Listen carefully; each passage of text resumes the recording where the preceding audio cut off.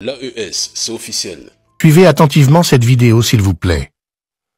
Vous comprendrez les principales raisons pour lesquelles les puissances occidentales empêchent les pays africains de se développer correctement.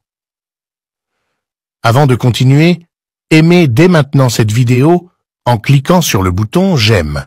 Cela montre à YouTube que la vidéo vous apporte une information utile et elle sera proposée à d'autres personnes. N'hésitez pas à partager cette vidéo sur Facebook et WhatsApp pour ouvrir les yeux au maximum d'Africains. Merci pour votre soutien.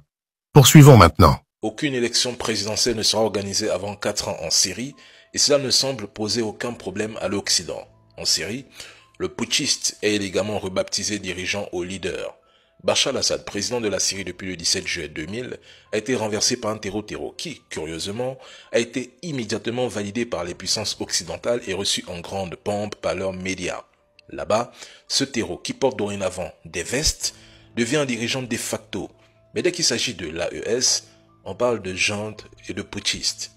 En Syrie, c'est dorénavant 4 ans sans élection et ils disent rien à signaler, c'est normal, c'est accepté, c'est validé. En Afrique, en revanche, on nous sommes d'organiser des élections immédiatement au nom d'une démocratie qu'on nous impose, mais qu'ils contournent allègrement sous nos yeux.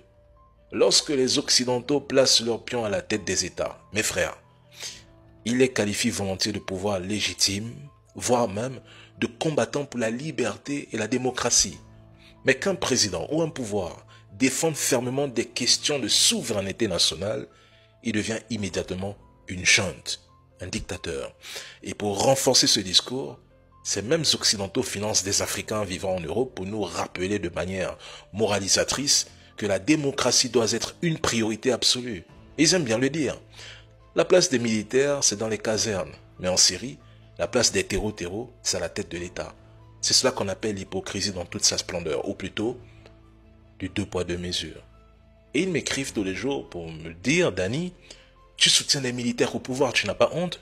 Oui, avec fierté. Tout comme vous soutenez un terreau au pouvoir en Syrie qui a éliminé des innocents durant toute sa vie. Au moins, j'ai l'honnêteté de le dire.